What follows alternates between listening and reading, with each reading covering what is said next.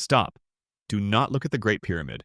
I want you to turn your eyes just 3 miles south of Giza to a restricted patch of desert that does not appear on tourist maps. On satellite imagery, it looks like a scar in the sand.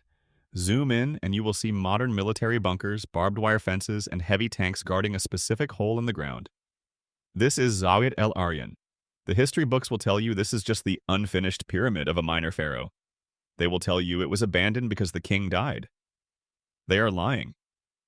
Tonight, we are going to expose why the Egyptian military seized this land in 1964 and built a base directly on top of it. We are handing you the evidence that this was not a tomb, but a prehistoric waste management facility for a technology we are only just beginning to understand.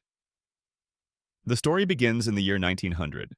An Italian archaeologist named Alessandro Barsanti entered this area and discovered a massive rectangular pit carved deeply into the solid limestone bedrock. The scale of this pit is terrifying. It is 75 feet deep. That is the height of a 7-story building cut straight down into solid rock. But it wasn't empty. Barsanti found the pit filled with 4 distinct layers of material. This is crucial evidence. First, a layer of massive limestone blocks, then a layer of clay, then a layer of cement, and finally a layer of heavy granite. Ask yourself, if this was just a grave, why did they engineer a multi-layered seal? This layering technique is not architectural, it is industrial. It resembles the containment shielding of a modern nuclear reactor or a chemical storage facility. Barsanti spent years digging. He removed thousands of tons of rubble. And when he finally reached the bottom, he found something that defied all logic. He found a floor made of massive pink granite blocks. These were not local stones. They were quarried in Aswan, 500 miles away. Each block weighed 30 tons. The precision was impossible. The granite blocks were polished smooth like mirrors. They were fitted together so tightly that Barsanti noted he could not slide a sheet of paper between them. And here is the strange part. The granite floor was not flat, it was oval. And in the very center of this oval floor, embedded into the rock, was the most mysterious object ever found in Egypt. It was a large, oval-shaped vat, cut from a single piece of red granite. It was polished to a perfect mirror finish. It looked like a giant modern bathtub. But it was not for bathing. It was sealed with a massive granite lid, weighing tons and glued shut with a thick layer of gypsum and clay. Barsanti was trembling. He believed he had found the untouched mummy of a pharaoh. He gathered his team.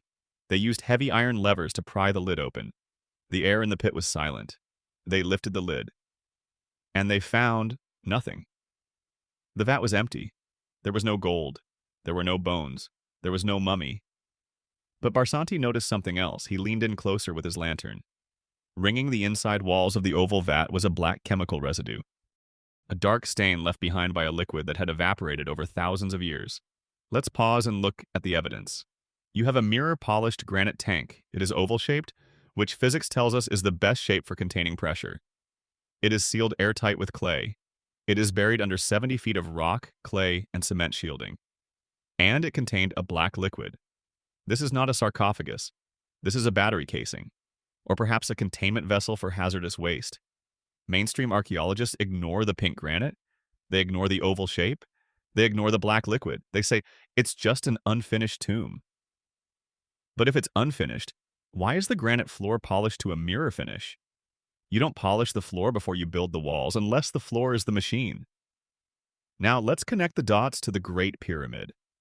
We know the Great Pyramid acts as a massive power plant, conducting electromagnetic energy from the Earth. But every power plant produces waste. Every engine needs coolant. Every battery needs electrolyte. Is it possible that Zawyet El Aryan was the chemical processing plant for the Giza power grid? The black liquid residue found in the vat could have been the spent fuel or a toxic chemical byproduct that needed to be sealed away forever. Barsanti drew maps of underground tunnels leading away from the vat, heading deep into the earth towards the Giza plateau. But he never got to explore them. In 1917, Alessandro Barsanti died suddenly. He took his secrets to the grave. And what happened to the site? Did the world study this anomaly? No. For 50 years, the desert sand filled the pit, burying the oval vat once again. Then, in 1964, something suspicious happened. Hollywood came to Egypt to film the movie Land of the Pharaohs.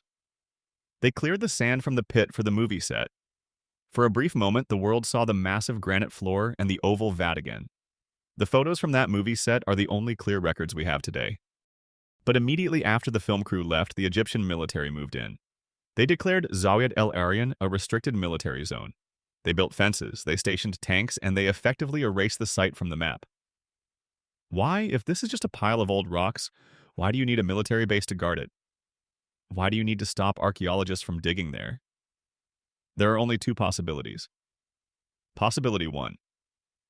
The military is simply using the land for training. Possibility 2. They found something down there. Maybe they found the tunnels Barsanti wrote about. Maybe they found the rest of the machine. Or maybe they found something radioactive left behind by the gods. The oval vat is still down there, buried under modern concrete and silence. The black residue is still waiting to be analyzed in a lab. But we are not allowed to ask questions. We are looking at the ruins of a civilization that mastered chemistry, geology, and energy in ways we cannot comprehend. They didn't build tombs to dead kings. They built a functional industrial grid that spanned the entire globe. And then a catastrophe happened. They tried to bury their reactors. They tried to seal their waste in granite vats. And they vanished. The history books are a cover-up. The unfinished tomb story is a distraction. But the stone remains. The granite remembers. Thank you for watching The Obscured Past. We are fighting an algorithm that prioritizes entertainment over truth. If you believe that human history is worth fighting for, please destroy the subscribe button and turn on notifications. It is the only way we can continue this investigation. Now, I want to hear your theory in the comments. Do you think the black liquid in the oval vat was fuel for an ancient machine, or was it something biological? Let the debate begin. Until next time, question everything.